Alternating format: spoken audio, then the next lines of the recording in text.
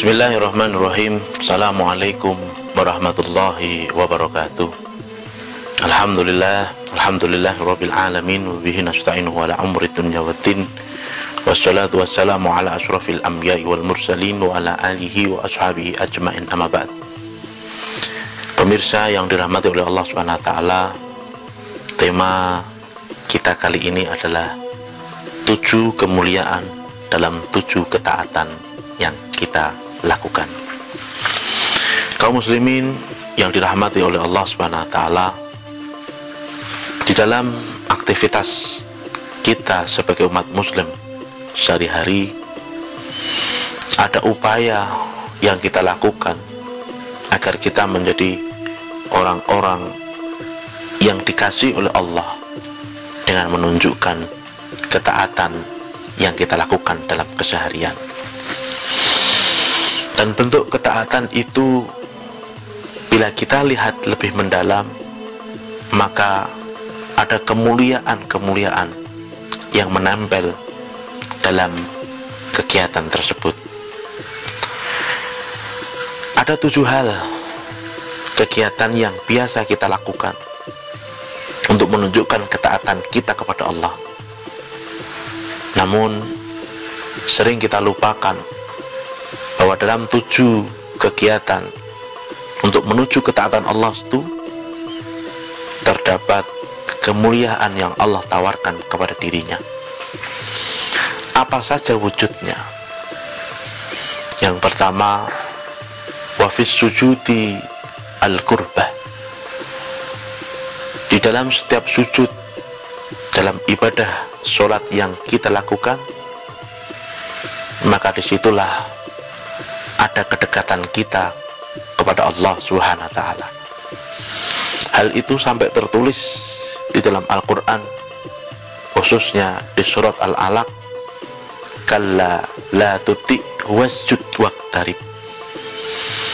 Ayat ini memberikan kita informasi bahwa di dalam setiap sujud yang kita lakukan terdapat kemuliaan yang berbentuk kedekatan kita kepada Allah Subhanahu wa ta'ala.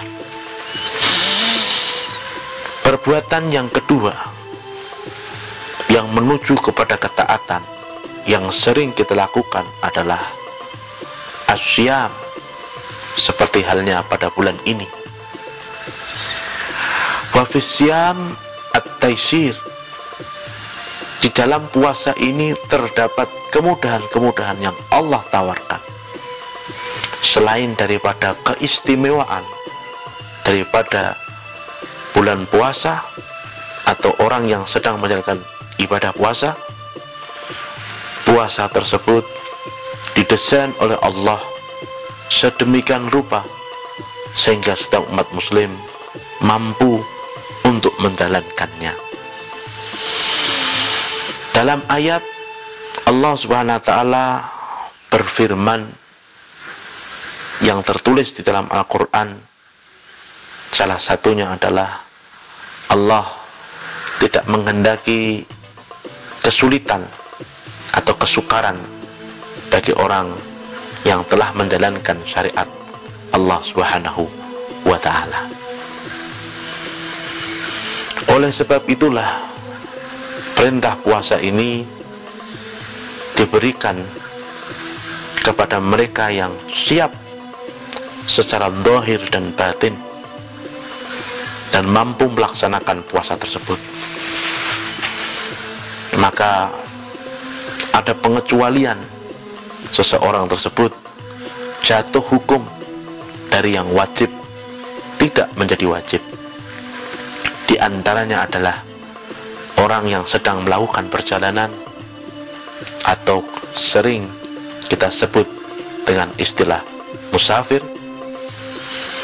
Yang kedua, orang yang sakit sehingga membutuhkan asupan nutrisi untuk menuju kepada kesehatan.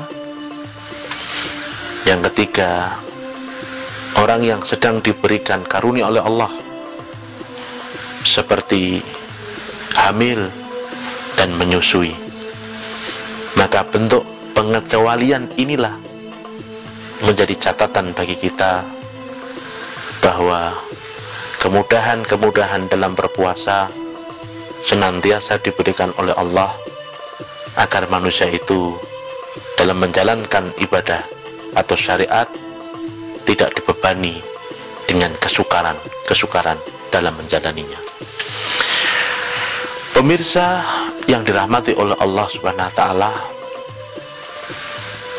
ibadah yang lain yang sering kita lakukan atau perbuatan yang lain yang sering kita lakukan untuk menuju ketakwaan Allah adalah az-zakat. Wa fi zakati al-falah. Di dalam kitab berzakat terdapat kemenangan. Tertulis di dalam Al-Quran, qad aflaha man tazakka. Maka bentuk kemenangan ini diwujudkan bagi mereka yang telah menjalankan syariat Allah melalui pembersihan harta yang dimilikinya melalui upaya yang disebut dengan istilah zakat. Adapun amaliyah yang nomor 4, pemirsa yang dirahmati oleh Allah, adalah as-shadaqah at-tat'if. Maksud daripada kalimat ini bahwa di dalam sedekah yang kita lakukan, Allah akan memberikan lipatan-lipatan pengembalian kepada orang yang menjalankan ibadah puasa tersebut, ibadah sedekah tersebut.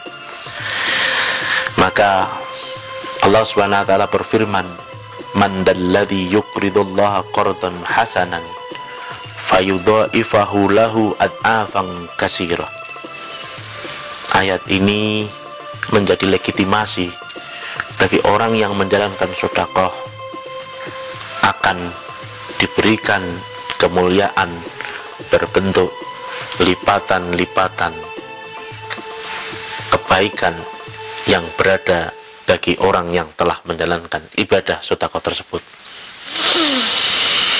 Bentuk yang selanjutnya adalah wa fid du'a al-ijabah.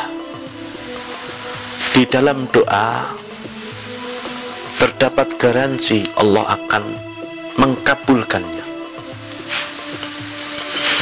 Allah berfirman, "Ud'uni astajib lakum." Berdoalah kalian, maka Allah akan mengkabulkan. Ada ulama yang menjelaskan untuk pengkabulan doa ini ada 3 bentuk. Saat itu butuh waktu dan disimpan yang akan diberikan ketika seseorang menghadap pada Allah Subhanahu wa taala. Dan yang nomor terakhir, wa fil jihad al jannah. Allah Subhanahu wa taala berfirman,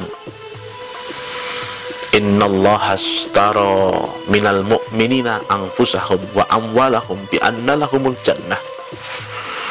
Bahwa Allah Subhanahu wa taala telah membeli diri manusia, harta manusia, orang-orang yang beriman dengan surganya Allah Subhanahu wa taala. Kenapa surga diberikan?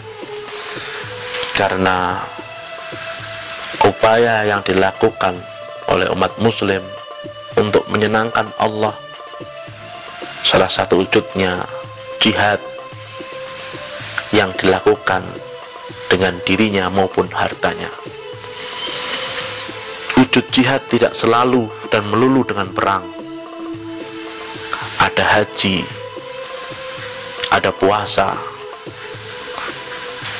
Likulli syai'in zakat, wa zakatul batni as-syam.